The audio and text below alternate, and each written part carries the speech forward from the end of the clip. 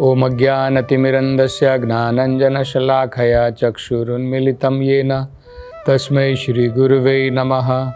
नमो ओम विष्णुपदाय कृष्णपृष्ठाय भूतले श्रीमते भक्तिवेदांत स्वामिनिति नामिने।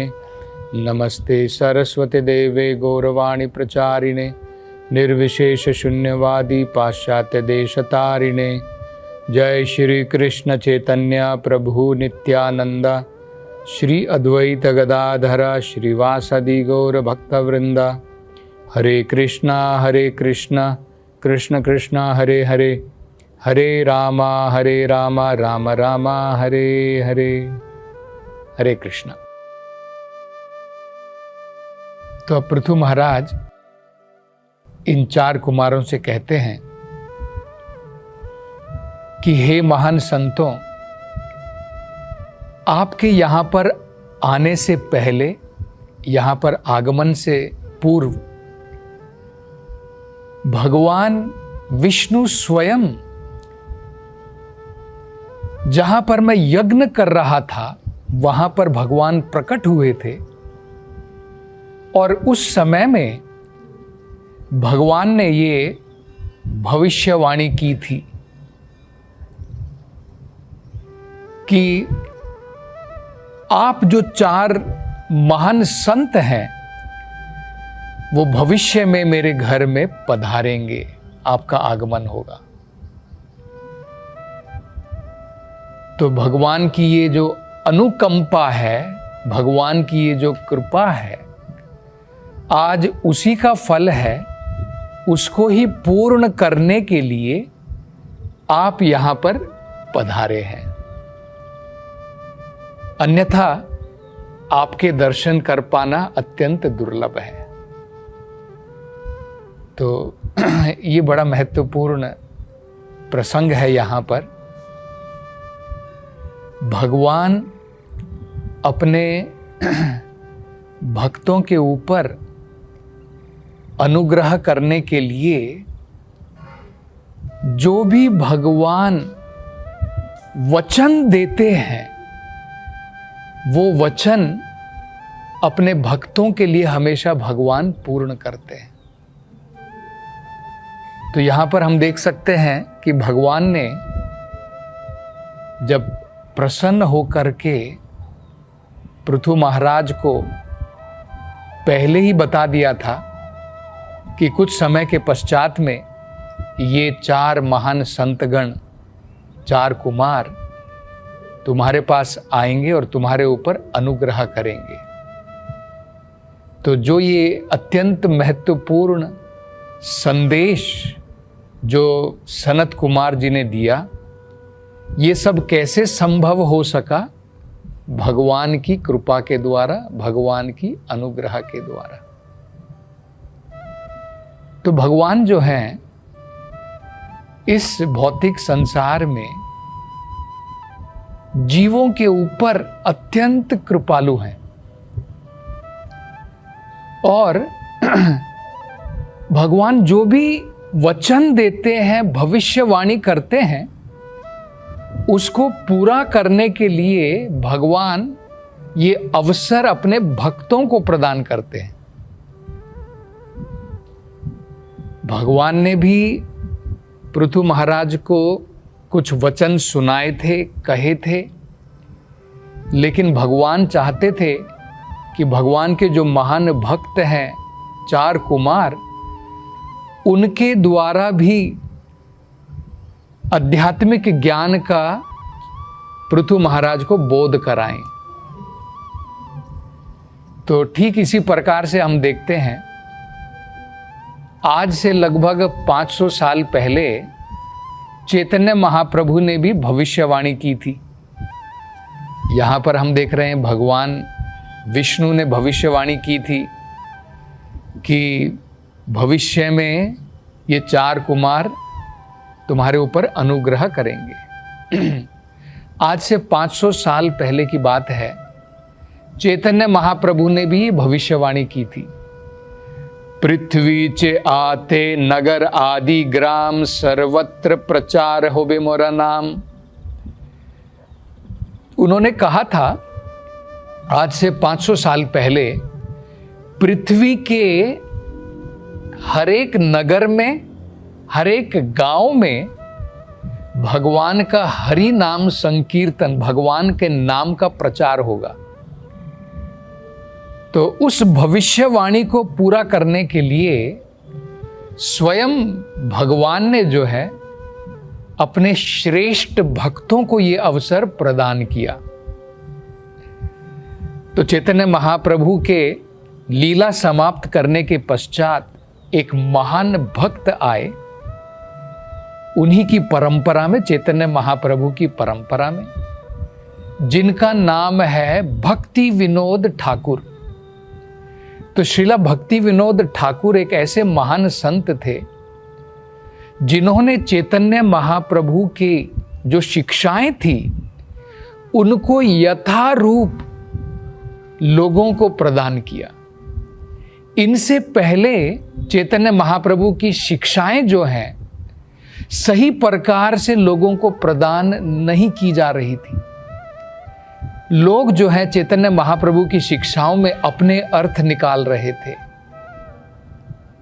लेकिन श्रीला भक्ति विनोद ठाकुर ने यथारूप चैतन्य महाप्रभु की शिक्षाएं लोगों को प्रदान की। और उनके जो स्वयं के पुत्र थे भक्ति सिद्धांता सरस्वती ठाकुर, वो भी भगवान के महान भक्त थे चैतन्य महाप्रभु की ही परंपरा में, और उन्होंने भी भगवान के नाम संकीर्तन का प्रचार पूरे भारतवर्ष में किया। अगर आपने गौड़िया मठ का नाम सुना है तो गौड़िया मठ के संस्थापक थे भक्ति सिद्धांता सरस्वती ठाकुर, और इन्हीं महान पुरुष भक्ति सिद्धांता सरस्वती ठाकुर के जो शिष्य थे भक्ति वेदांत स्वामी श्रीला प्रभुपाद, उन्होंने कृष्णा भावनामृत की स्थापना की। और न केवल देश में, उन्होंने विदेशों में भी उन्होंने 10 साल के अंदर में 1966 से लेकर के 1977 10 साल के अंदर में उन्होंने कृष्णा भावनामृत बिल्कुल ठोस प्रकार से देश और विदेश में उन्होंने जो है स्थापित की। आपको जानकर के आश्चर्य होगा, भक्ति वेदांत स्वामी प्रभुपाद ने 70 साल की उम्र में, 70 साल से लेकर के 80 साल, 10 साल के अंदर में ऑल ओवर द वर्ल्ड में भगवान कृष्ण के 108 मंदिर स्थापित किए, 108। और आज तो लगभग 500 से भी ऊपर कृष्णा भावनामृत के केंद्र जो हैं पूरे विश्व के अंदर में है। तो उसमें भी हम देख सकते हैं, देखिए भगवान जो हैं, जो भविष्यवाणी करते हैं, उस भविष्यवाणी को पूर्ण करने के लिए भगवान ये अवसर अपने महान भक्तों को प्रदान करते हैं। तो यहाँ पर पृथु महाराज को संदेश सुनाने के लिए भगवान ने 4 कुमारों को भेजा, और चैतन्य महाप्रभु ने इन 3 महान भक्तों को भेजा, भक्ति विनोद ठाकुर, भक्ति सिद्धांता सरस्वती ठाकुर और भक्ति वेदांत स्वामी श्रीला प्रभुपाद, जिन्होंने भगवान के नाम को इस विश्व के कोने कोने में पहुंचाया। तो भगवान जो हैं इस भौतिक संसार में जीवों के ऊपर अनेकों प्रकार से भगवान जो है कृपा प्रदान करते हैं। जैसे यहाँ पर पृथु महाराज के ऊपर भगवान ने कृपा प्रदान की, इसी प्रकार से सभी जीवों के लिए भगवान जो है कृपा प्रदान करते हैं, और उसके कारण भगवान अनेकों प्रकार के वचन देते हैं। जैसे भगवत गीता में भगवान ने जो है जीवों को वचन दिया है। अगर आप देखेंगे भगवत गीता में तो भगवान ने जो है एक वचन दिया है, कौन्तेय प्रतिजानीहि न मे भक्त प्रणश्यति। वो अर्जुन से कह रहे हैं, हे अर्जुन, तुम सारे संसार से कह दो कि जो भी व्यक्ति मेरी भक्ति में लगेगा उसका पतन कभी नहीं होगा। बहुत महत्वपूर्ण भगवान ने वचन दिया है। देखिए, भौतिक संसार में जब लोग वचन देते हैं वो अपने वचन को पूर्ण नहीं कर पाते हैं, लेकिन भगवान जो है उन्होंने जो है जो भी भगवान जीवों के लिए वचन देते हैं उसको पूर्ण करते हैं। तो ये वचन क्या है? देखिए, ये वचन भगवान ने दिया है कि जो मेरी भक्ति में लगा है उसका पतन कभी नहीं होगा। एक बड़ा सुंदर उदाहरण हम देख सकते हैं। आगे जब हम भागवत की कथा आगे बढ़ेगी तो छठे स्कंद में अजामिल की कथा आएगी। तो उस कथा में हम देख पाएंगे कि अजामिल ने क्या किया था।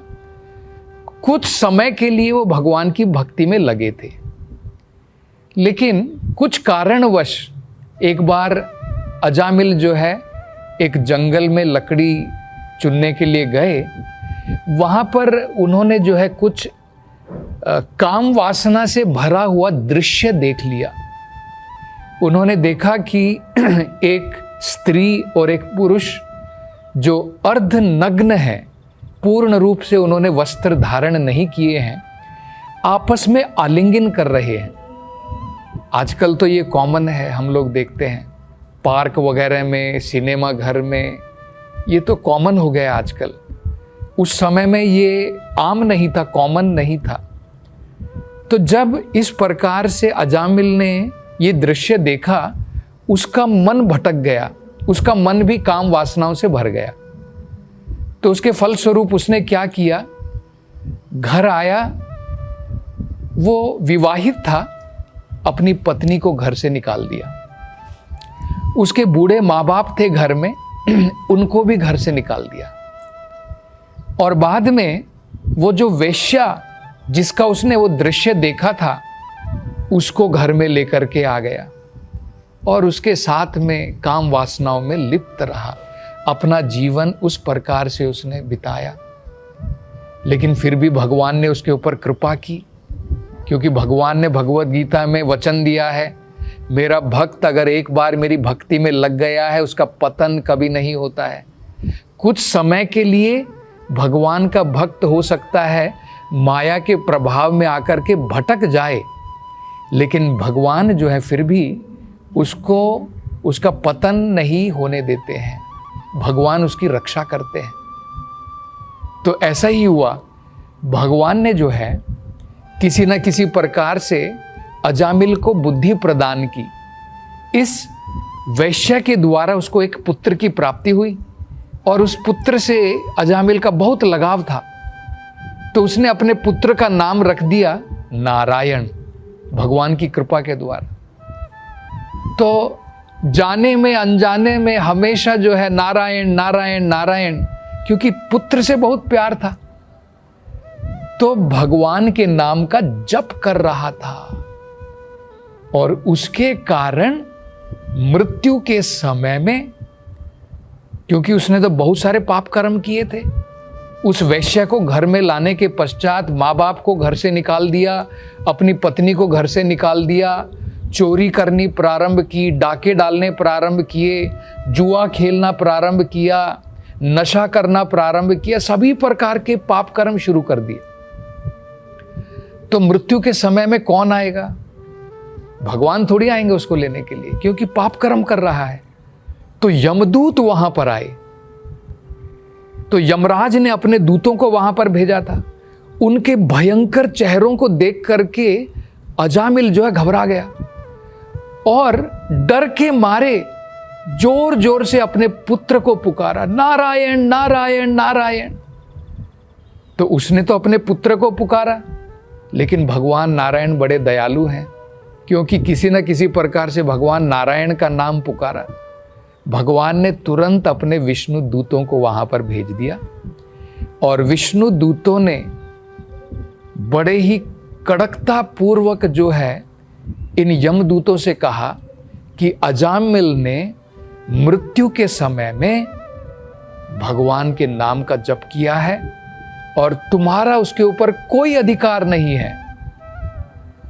तो भगवान की कृपा से उसको दूसरा जीवन प्राप्त हुआ और बाद में वो संभल गया और दोबारा भगवान की भक्ति में लग गया। तो ये हम देख सकते हैं भगवान जो है, जो वचन देते हैं, भगवान जो है उसको पूर्ण करते हैं। यहां पर भी जो भगवान ने वचन दिया था 4 कुमारों को, पृथु महाराज को, कि तुमको मिलने के लिए भविष्य में 4 कुमार आएंगे, भगवान ने वो पूर्ण किया। और ये जो वचन भगवान ने भगवत गीता में दिया है, भगवान ने डायरेक्टली नहीं कहा है। भगवान डायरेक्टली भगवत गीता में कह सकते थे, हे जीवों, मैं घोषणा करता हूं मेरे भक्त का कभी पतन नहीं होगा। लेकिन इसको और ज्यादा इंपॉर्टेंस देने के लिए भगवान ने अर्जुन के द्वारा घोषणा करवाई। कौन थे या अर्जुन, तुम सारे विश्व को कह दो। क्योंकि अगर भगवान का भक्त कुछ कहता है, उसको पूर्ण करने के लिए भगवान जो है कुछ भी कर सकते हैं। अपना वचन कई बार भगवान तोड़ भी देते हैं। जैसे भगवान ने महाभारत के समय में एक वचन दिया था कि मैं अस्त्र शस्त्र नहीं उठाऊंगा, लेकिन अर्जुन की रक्षा करने के लिए भगवान ने अपना वचन भी तोड़ दिया। लेकिन देख लिए किस लिए तोड़ा? क्योंकि भगवान ने भगवत गीता में ये वचन दिया है कि मेरे भक्त का पतन कभी नहीं होगा। तो जब भीष्म अर्जुन को मारने के लिए तुले हुए थे और भगवान के पास में कोई चारा नहीं रह गया था, तो अपने भक्त की रक्षा करने के लिए, क्योंकि भगवान ने वचन दिया है मैं अपने भक्त की रक्षा करूंगा, अर्जुन के द्वारा ये कहलवाया है सारे संसार को, उनके भक्त ने ये प्रॉमिस किया है, उनके वचन को रखने के लिए भगवान ने अपने वचन को भी तोड़ दिया और भगवान ने जो है रथ का पहिया निकाला और सीधे भीष्म पितामह के पीछे भागे। तो इस प्रकार से भगवान जो है उन्होंने अनेकों प्रकार के ऐसे वचन दिए हैं जो जीवों के लिए अत्यंत महत्वपूर्ण है, उनके ऊपर दया करके। तो और आगे अब पृथु महाराज जो हैं इन कुमारों से क्या कहते हैं उसकी चर्चा हम अगली कथा में करेंगे। हरे कृष्ण।